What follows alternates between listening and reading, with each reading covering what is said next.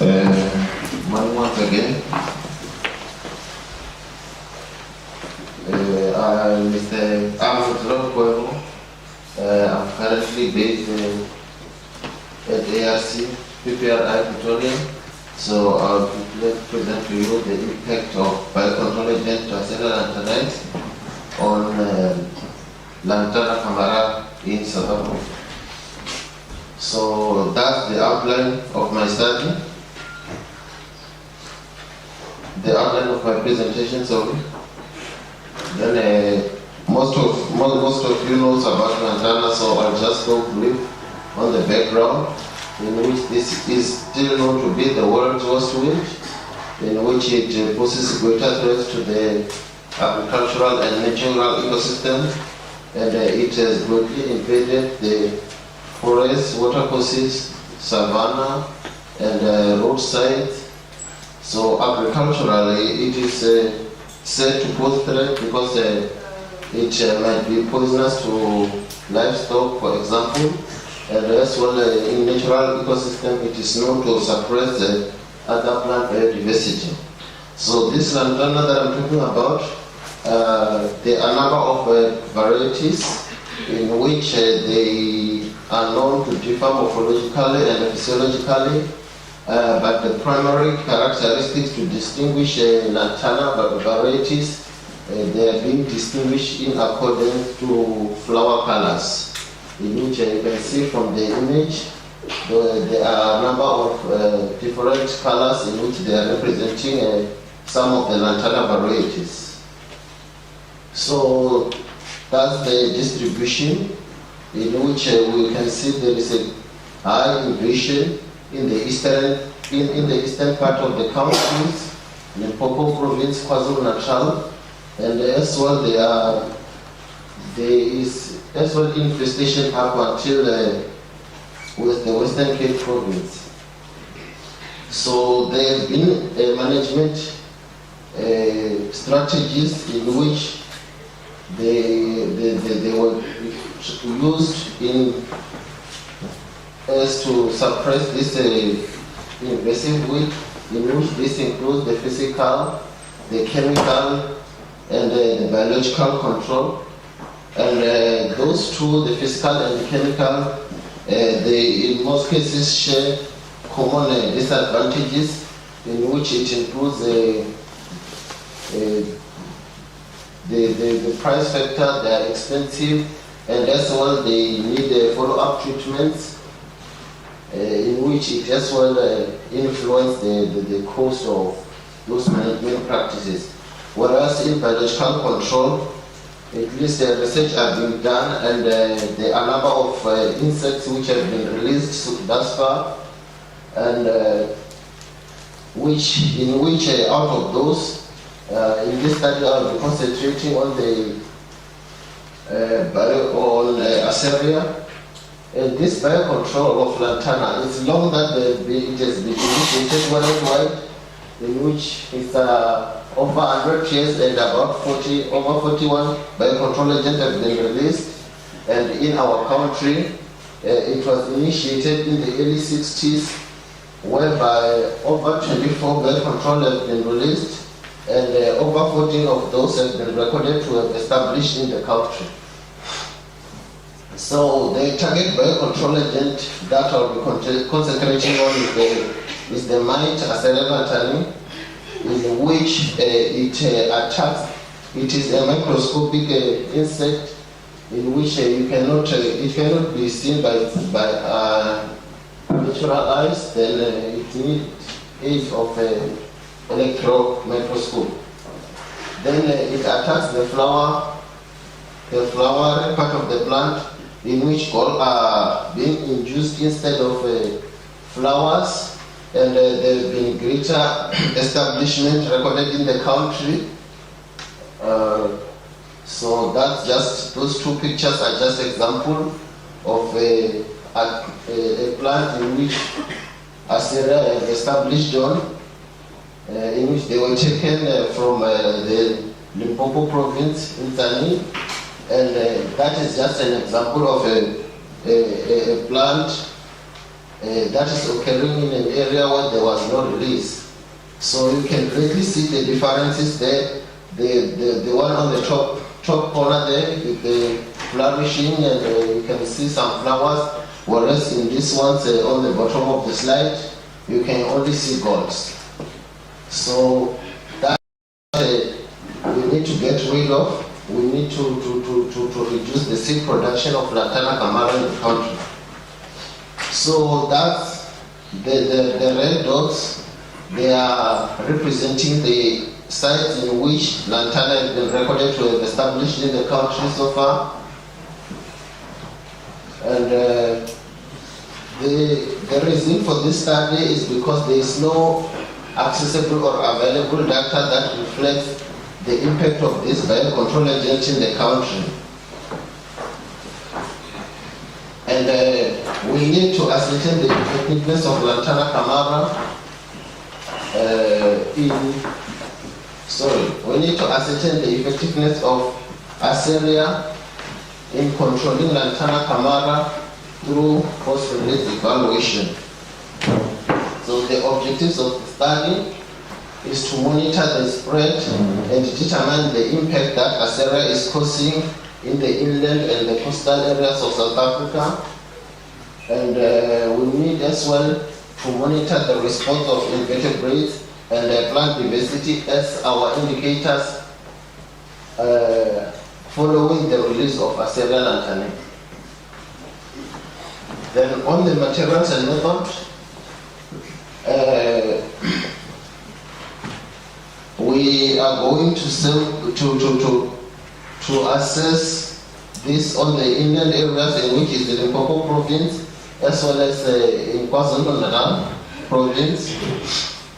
Then that map just reflects the layout of the sites in which we are aiming to have at least eight treatments as well as 8 controls. The inland areas is in Limpopo province and the coastal is Kwazulu Natal province.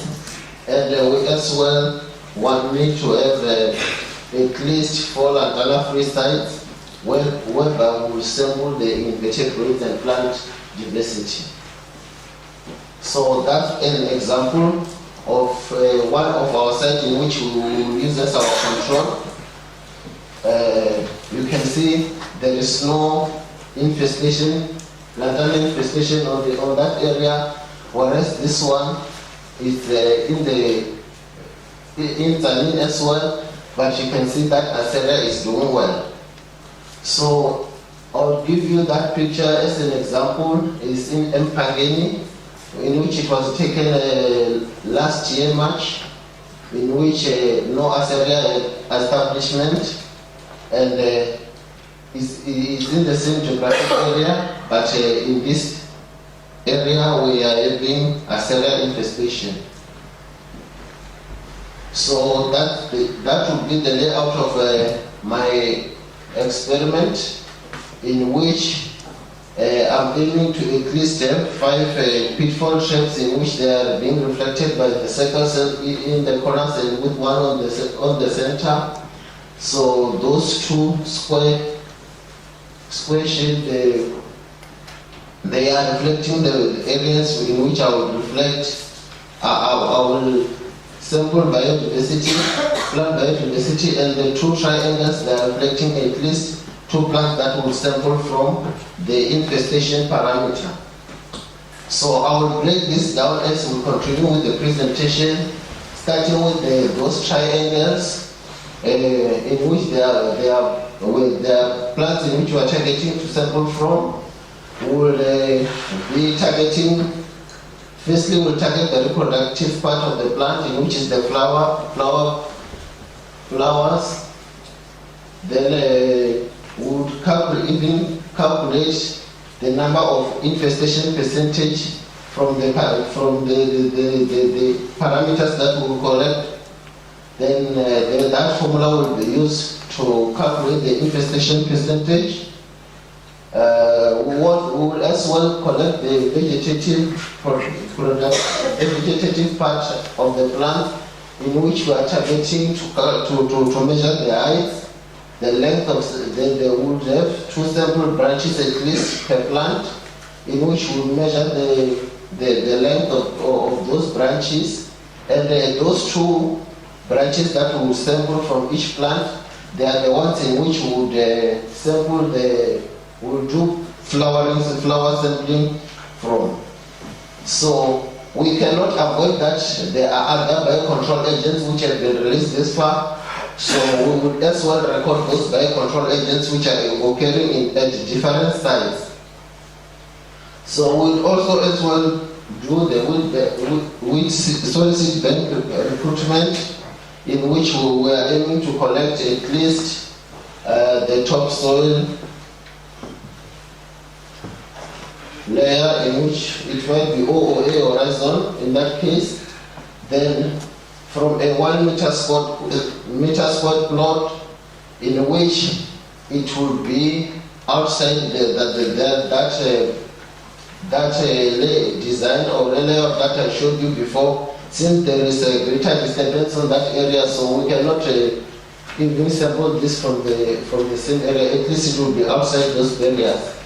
So at least we'll sample 2 plots per site, in which the seeds will be seeded and they will be planted at ARC, whereby we will monitor the development or the sprouting of the seedlings over a period of a year.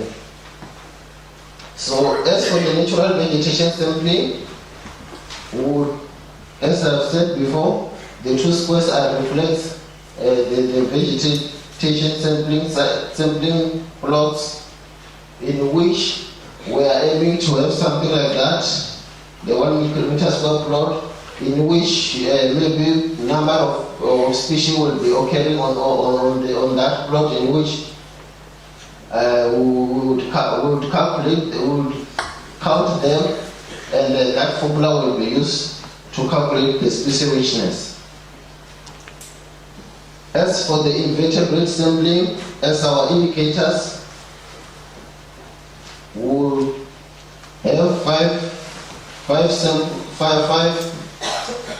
pitfall tracks with 4 on the corners and 1 at the center of the plot, and we would dig a hole, place a 500 milliliter jar, in which we would have that rim flushing with the soil surface, and that pitfall trap will be left on the soil at least for 3 months prior to first sampling. So in that case, we are avoiding the digging effect, since some insects are known to have to react to that, so it might affect our invertebrate sampling.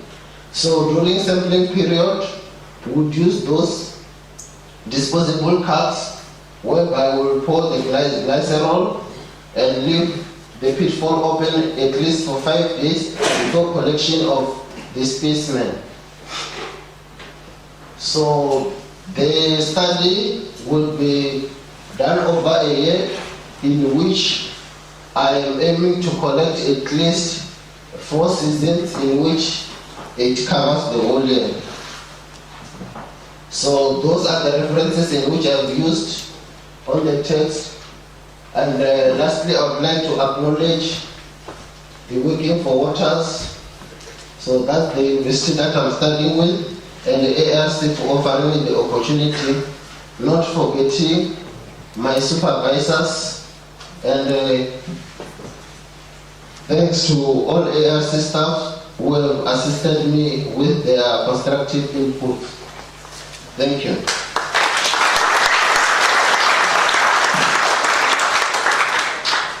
Thank you very much. And as you see, this was an MSc proposal, and we will greatly appreciate your input, so that at the end you do have a constructive study. So all comments are more welcome, so that you can have something valuable as you left this place. Yes. Thank you. It's an amazing program. Could I just try to understand, why are you concentrating on, or why are you sampling other invertebrates? It seems a lot of extra work, a lot of extra complications. I'm not sure what it adds to your understanding of what the mite is doing on Lantana, but I might have missed that point. Okay, thank you for that question. The reason why we are sampling the invertebrates, they are known to be indicators, so at least if the biocontrol is having an impact, we would expect that there would be a change in the vertebrate diversity or so. Did that answer your question? Maybe to clarify on that matter, insects are not a response towards invasives. We do have a publication looking at the clearing of invasive alien plants, where we found that there was a recovery of invertebrates following the manual clearing. But we don't know as to whether invertebrates will respond towards biocontrol. So at the end, it should be interesting to know as to what happens to microinvertebrates following biocontrol. So we are looking at the ecological point. We wanted to know whether there are ecological benefits by using a biological control. So we wanted to bring both plants and the invertebrates diversity into this. Yeah, my question is, when you're doing what you're doing,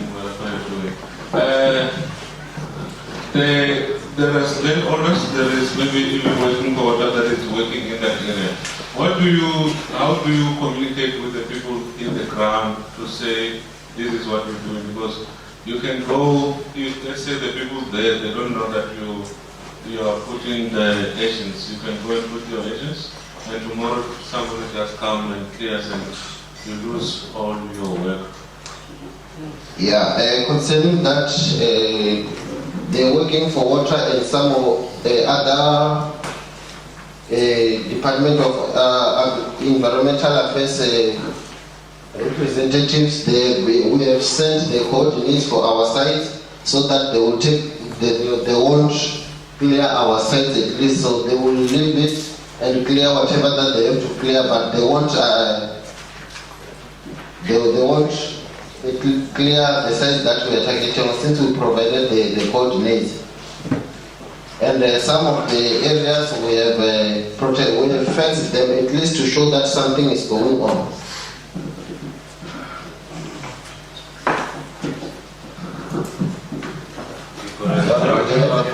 Yes, a follow-up. Yeah. Don't you think it would be better maybe for some sort of hotline or some line where I know this thing can move from where you put it and you find it on some place far away. Maybe if you can have numbers down or website down that people, when they see this going on, you may find that it is having a better effect somewhere far away from what you have intended to start. Okay, Mr. Mukwevho. The destruction of site is a problem that is encountered by everyone in this room. I've made a communication with most of the people in this room. Most of the people I just met them for the first time. We communicated via emails and so on. Just trying to get them involved just to make sure that our sites are safe. It's a challenging one. We even resolved in a situation where we tried to even fence some of the site, thinking that will help. But as you said, what we did, we just established as many sites as possible, knowing that we will lose some, but at least we will still remain with enough sites to carry on with our studies. There's no way that you can avoid such destruction as far as I know. Yes, just say on that note again, I mean, when last time I attended, when I attended the symposium in 2003 or 4, that was the problem, and it's still a problem for the working for water. And I don't much blame each, either the contractor or you as a researcher. But what is important is that there needs to be a strong link between yourselves and the region. And I've noted Cedric also here and the gentleman, so that they know where you're going to work and the way your site is going to be. Sometimes your site can be on the eyes of the public, and people will phone to say, your team is clear but left this site, not understanding. So there must be that strong relationship between yourself as research and the implementation guys. Thank you.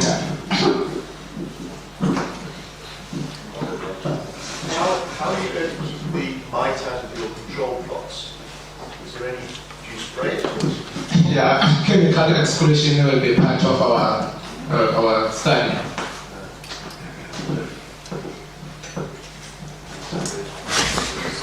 I would recommend, rather than measuring something like the whole length of branches, you try to measure the actual growth increment, like the last year's growth or something like that. It should be fairly easy to work out what to measure, but rather than the whole length, measure that increment. Thank you.